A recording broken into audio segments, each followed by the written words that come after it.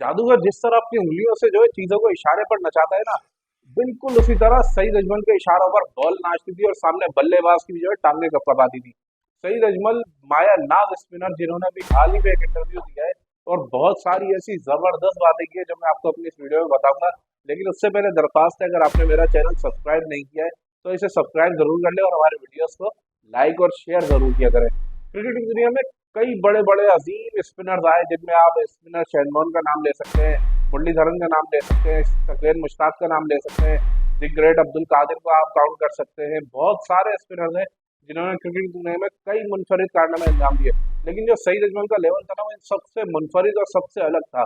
क्या उसकी गेंदें नाचती थी और जो मॉडर्न एरा में भी आगे उसने जिस तरह बल्लेबाजों को पकड़ा था ना, वो देखने से ताल्लुक रखता था। आज मैं आपको उनके इंटरव्यू के चंद सीधा सीधा पॉइंट्स बताता हूँ जो उन्होंने अभी हाल में किया है। सईद अजमल पर पाबंदी किस वजह से लगी, पुलिस उनके पीछे क्यों पड़ी, दुनिया की मजबूत तरीन टीम सईद अजमल की नजर में कौन सी है, उनकी नजर में बेहतरीन बल्लेबाज कौन है, बेहतरीन स्पिनर कौन है। बॉलिंग पर पाबंदी लगने से मुतालिक सईद अजमल ने बताया कि जब वो काउंटी क्रिकेट खेलने गए और पहले ही सीजन में अपने जाकर मैचों में 13-13 खिलाड़ियों को आउट किया तो पूरे इंग्लैंड में हलचल मच गई, क्रिकेट के हलकों में हलचल मच गई कि भाई ये कौन सा बॉलर है, आया है इंग्लैंड में और पहला ही सीजन खेल रहा है, वहां पर 13-13 आउट कर रहा है।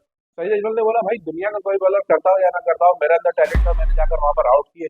लेकिन वहां पर लोगों ने इस तरह रिएक्ट किया और ऐसे मुझे रिटायरमेंट ले लिया। उसके बाद मेरा बॉलिंग एक्शन मशकूक करार दिया गया, उसका बायोमैकेनिक लैब भेजा, वहां पर बोला कि 15 डिग्री कम आता है, ये आता है, वो आता है। तो उन्होंने मुख्तलिफ चीजें इसी तरह बताई कि भाई मेरा टैलेंट था लेकिन लोग समझते नहीं थे, लोग ये कहते थे कि मैं चक कर रहा हूँ, चक हालांकि वो नहीं करते। तो उन्होंने कहा कि जब मैं बॉलिंग करता था तो आमतौर पर जो सीलिंग फैन होता है पंखा, वो 1900 चक्कर 1 मिनट में लेता है, लेकिन जब मैं बॉलिंग करता था तो मेरे हाथ से बॉल निकलती थी, उसमें हवा होती थी और वो तकरीबन 2500 से 2700 चक्कर लेती थी।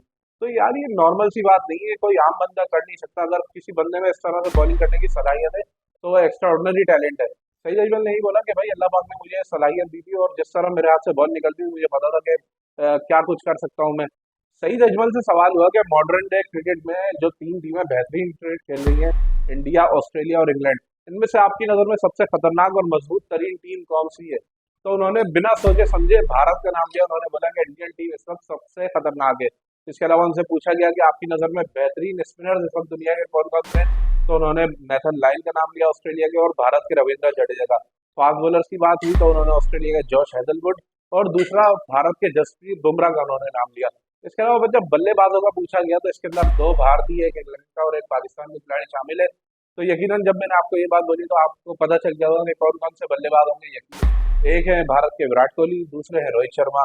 पाकिस्तान का नाम लिया तो मैंने आपको ऑब्वियसली समझ में आ गया होगा बाबर आजम है, और इंग्लैंड का नाम आया तो जॉ रूट। तो सईद अजमल के ये 4 फेवरेट बल्लेबाज हैं।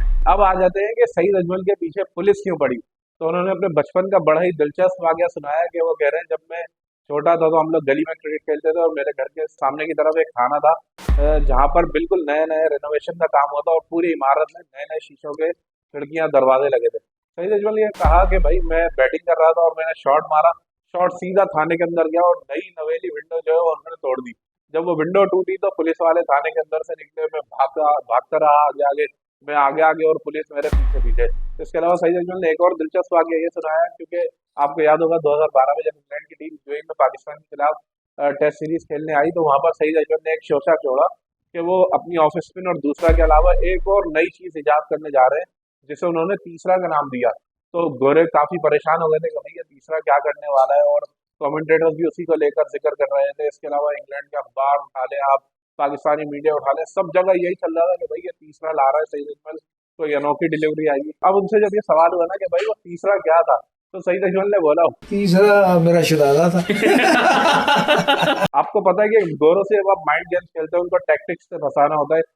जिस तरह इस बार हमने इंग्लैंड के खिलाफ टेस्ट सीरीज में स्पिनिंग ट्रैक बनाया तो बरतानवी अखबार ने लिखना शुरू कर दिया कि वो रैन टर्नर होगा, इतनी ज्यादा स्पिन होगी, 8 दिन पुरानी पिच, 9 दिन पुरानी पिच।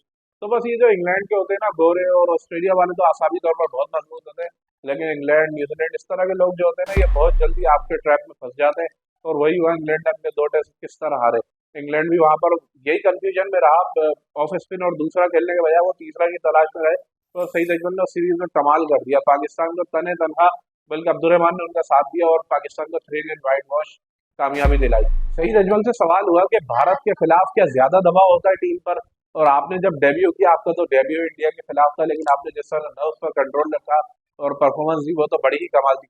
तो सईद अजमल ने बोला, जब मेरा डेब्यू हुआ उस टाइम पर मेरी उम्र 30 साल थी, मैच्योर था मैं, और मेरी शादी भी हो चुकी थी, तो इस तरह के दबाव वगैरह मेरे माइंड में तो नहीं थे।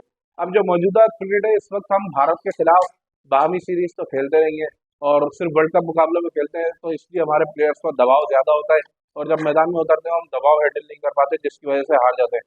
इसके अलावा उन्होंने दोस्ती के हवाले से बात की, उनसे पूछा गया कि आपका सबसे बेहतरीन दोस्त कौन है, तो उन्होंने मिसबा उल हक का नाम लिया। कह रहे हैं मिसबा उल हक से मेरी दोस्ती थी, है और रहेगी। उन्होंने कहा कि मिसबा उल हक बहुत ही जबरदस्त क्रिकेटिंग ब्रेन है, और वो जानता है क्रिकेट की सब चीजों को कि किस तरह किस सिचुएशन में क्या करना चाहिए, बहुत अच्छी तरह वो क्रिकेट को समझता है। 2010 वर्ल्ड टी20 के सेमीफाइनल की बात करें तो सईद अजमल ने अपने उन माइकल हसी के खिलाफ लगे छक्कों की भी बात की, जिस पर उन्होंने कहा कि पाकिस्तानी कौम की तो नींद हराम हुई थी, लेकिन सईद अजमल खुद भी 8 दिन लगातार नहीं सो सके।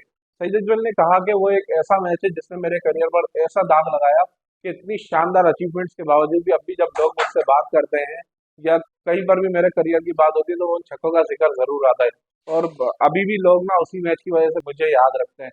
तो सईद अजमल ने ये एक तरह से शिकवा भी किया है कि भाई जितनी मेरी अचीवमेंट्स है उनको भी याद रखो, उन छक्कों को भूल जाओ, जो हुआ था करियर में एक बार दाग लगता है, हो जाता है।